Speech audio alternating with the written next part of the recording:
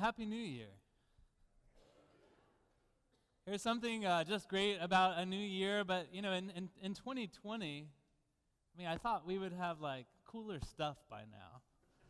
I thought in 2020 we would have, flying cars or something along those lines. Back to the Future just was completely wrong on all of those things. But it's the year 2020, and here we are, and this morning it was awesome to see everyone talking in the lobby and in here and in class. It just seemed like there's a sense of energy and renewal at a time when we have a new year. And I'm excited to worship with all of you this morning. I'm excited also to be well and worship with you all this morning. And so we wanted to start this new year by focusing on our worship of God. If there's something we need to get right, it's our worship with God. And so I'm excited to talk about this today. Have you ever been so excited that you couldn't sleep? I know for me, when I was a little boy, at Christmas time was the time where I would be so excited that I just couldn't sleep. I would be, wondering what presents are going to be underneath the tree. I would be wondering what Santa was going to bring. I would be wondering, was that noise him or was that noise him? What was going on? Was Santa actually there? I'd be wondering, is it time to get up yet? What about now? What about now? What about now? What about now? And my parents had to install like a 6 a.m., no earlier than 6 a.m. wake-up rule for me at Christmas because I would want to be up at 3 a.m. opening presents. I was just so excited that I couldn't sleep. And have you been that excited before? Now, I know many of you probably last night couldn't sleep very well because you were so excited about today, right? You were so excited about today because today's a big day. Today is a momentous occasion, right? This is a big deal, what's happening today. Some of you are thinking about looking at your bulletins to see if you missed something. But today is called worship.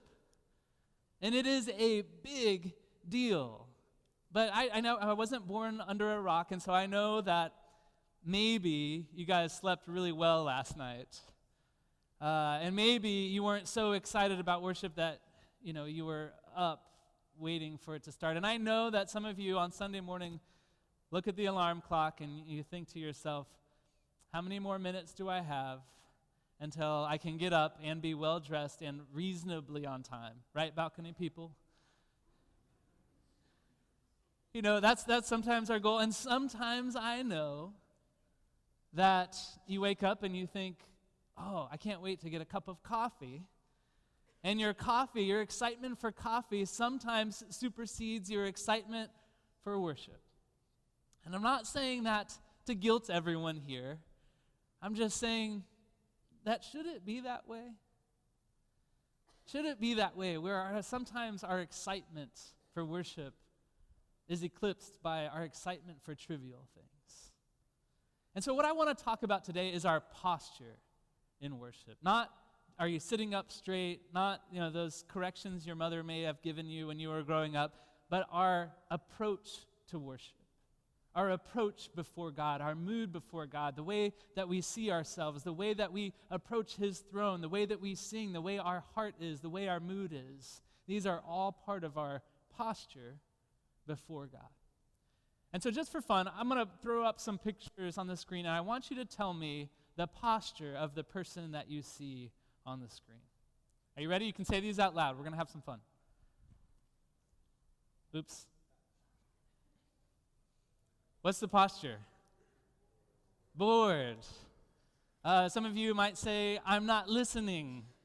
Some of you might say, middle school. This is the posture of, I'm not listening. All right, what about this one?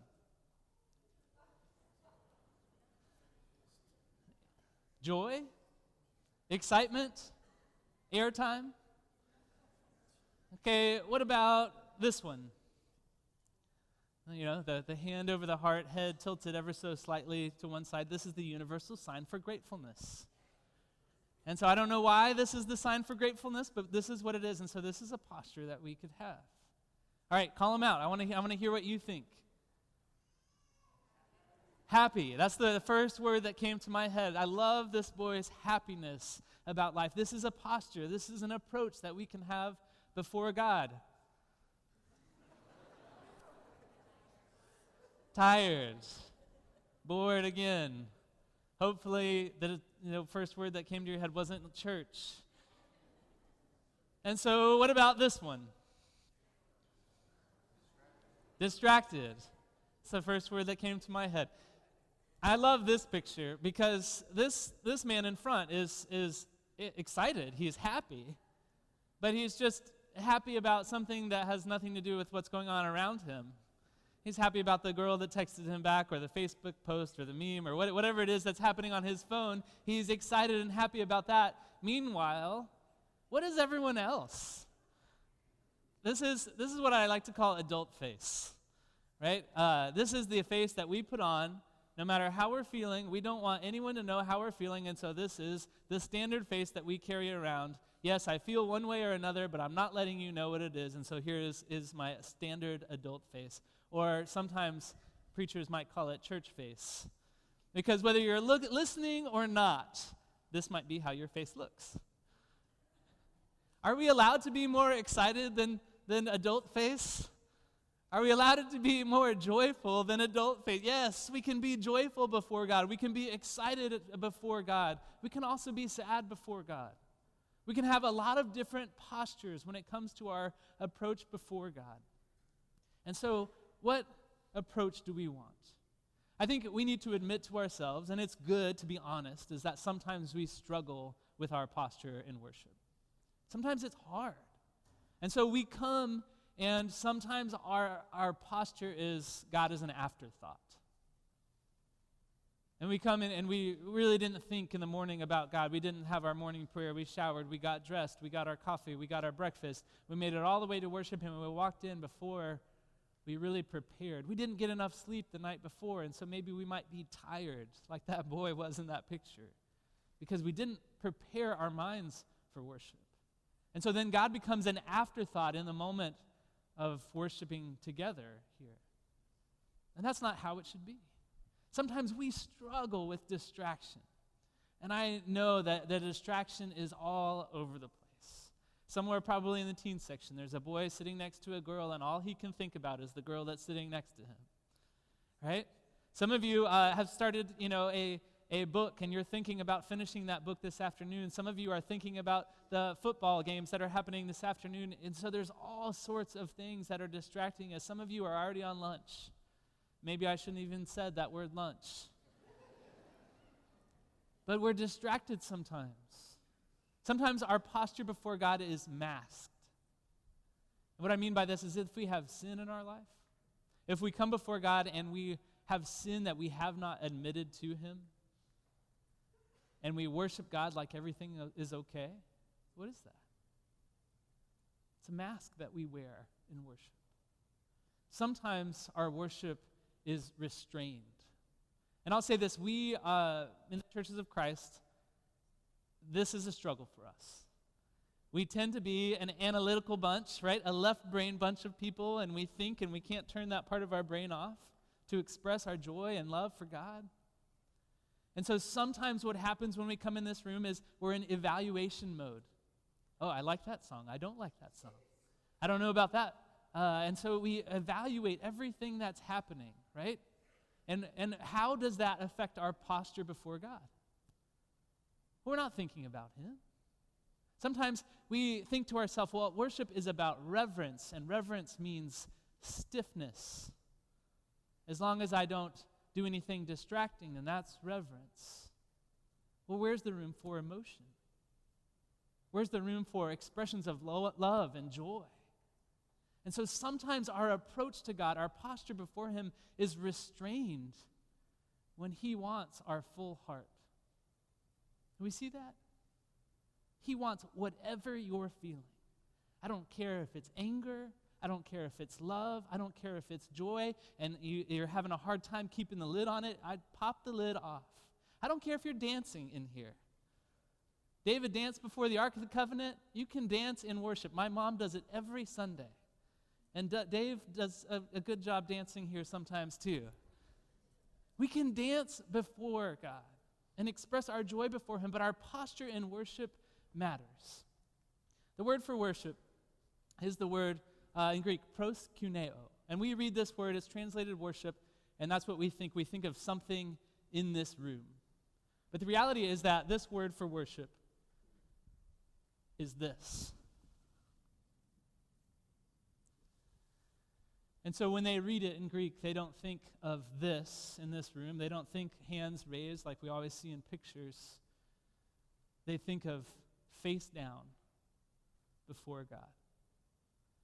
Now, when we're face down before God, can we be joyful? Yeah. Can we be happy? Can you have gratitude?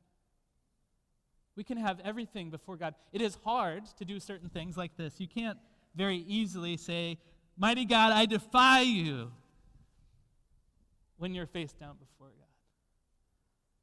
It's very hard to be prideful when we're face down before God.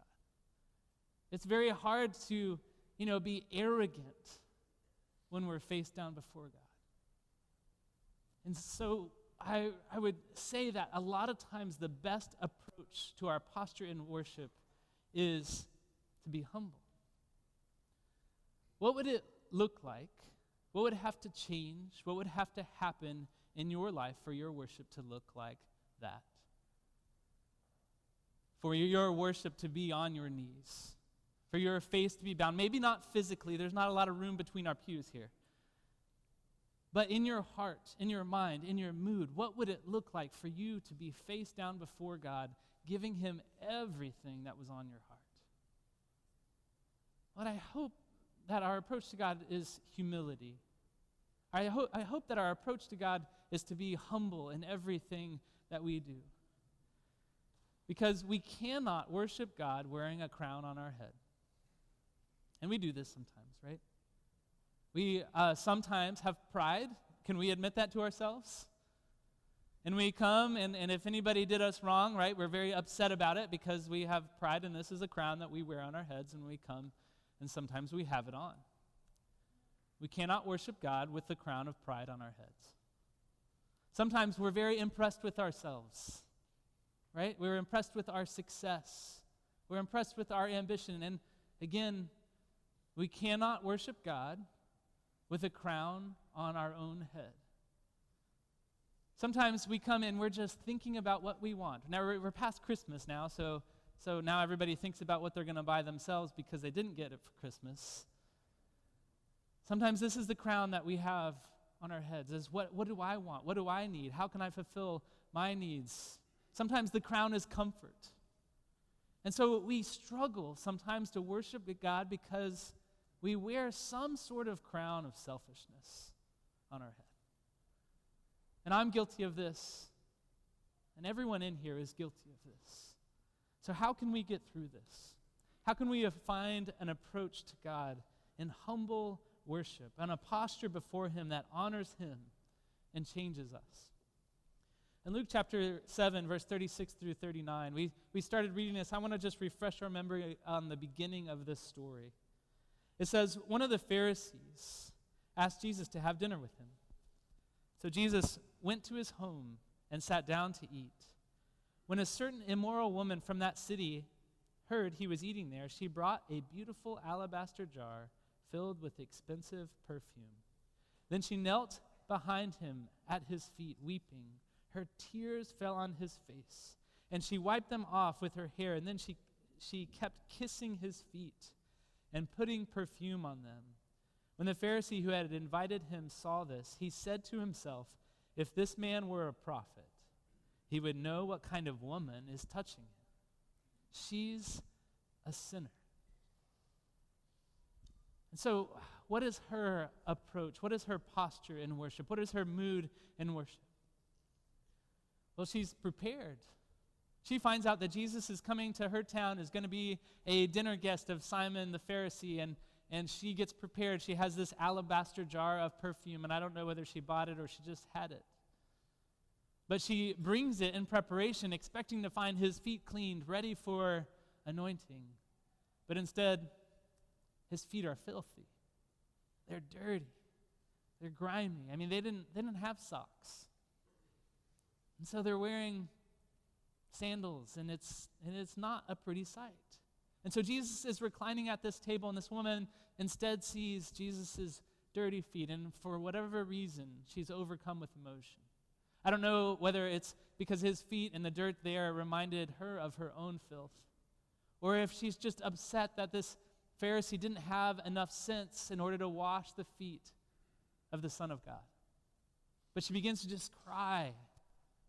And it's not a single tear. It's not a graceful tear.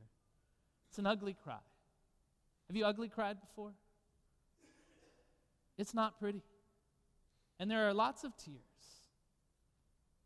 And it soaks his feet, and she wipes them with her hair, which is a whole nother thing. Because to let down your hair is kind of like being half naked at a dinner party. She wipes off the water and the mud, and she anoints his feet. She's not distracted. She is fully focused on him. She's not wearing a mask. When she lets down her hair, she lets everybody know who she is, what her past is, where she has been, what she has done. She's not restrained. I mean, she cries it all out. She pours out this expensive perfume. She uses her hair, what's known to be kind of the glory of a woman. She uses it and makes it filthy for the sake of Jesus. There is nothing restrained about it. And is she emotional? Yes, she's emotional because it's God with her. And she gives it all before him. What would have to change in your life for you to worship God like that? What would have to happen in your life for you to see Jesus that way, for you to see God that way and worship him like this woman does? What's Simon's posture towards Jesus? He throws a party for Jesus, right? That's great. But is it a party for Jesus? Or is it a party for Simon? He doesn't wash his feet. He doesn't anoint him with oil. He doesn't treat him like an honored guest. I think Simon invites Jesus over because it's good for Simon's reputation. So Jesus is an afterthought. Simon is distracted. In fact, he is evaluating whether Jesus is the Son of God. That's why he's there. And so the sign that, this woman is touching him and Jesus doesn't seem to care, he's evaluating. He's not worshiping. He's evaluating, is this true or not? No, he's not the Son of God. He would know if he was a prophet. His heart towards Jesus is not one of worship. It's restrained, right? I want to be equals with you, Jesus. I want to be seen as also a important rabbi and teacher and authority, just like you. It's not one where he just lets out his worship. Instead, he's kind of jockeying for position and power. And he's restrained himself. And I think sometimes we worship God the same way. I think sometimes we're distracted. Sometimes worship is an afterthought.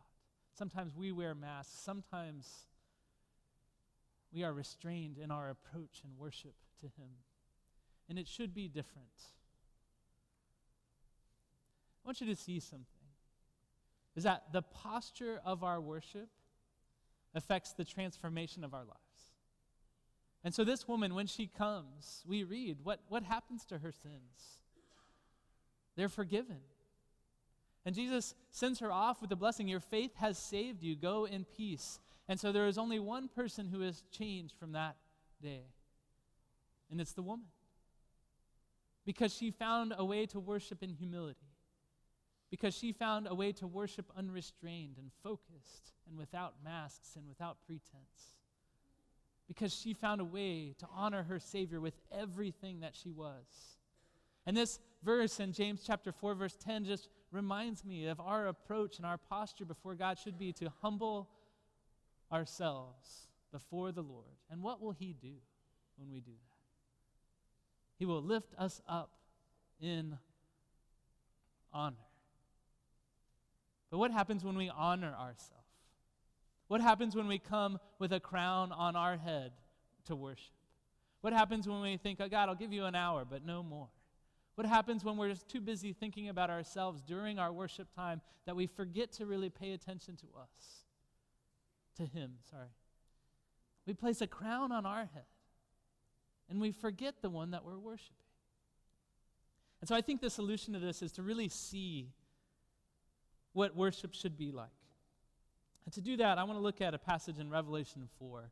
And it's going to be a little bit of a longer reading, and I just need to set it up this way, is that Revelation is, some see it as a complicated book.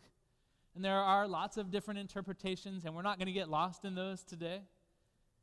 Instead, what I want us to do when we read Revelation is a lot of its purpose is to just read it and imagine it. Because there is incredible meaning in just picturing what John describes. And so God gives John this revelation of many things, and he writes down these visual pictures for us to understand what's happening in a spiritual dimension. So Revelation 4 says this, and if you would, you can read along if you want, but I would invite you to close your eyes and to try to imagine what I'm describing. And as you imagine it, I want you to feel the sense of power and wonder of who God is. Revelation 4, verse 1. Then as I looked, I saw a door standing open in the heaven. And the same voice I had heard before spoke to me like a trumpet blast.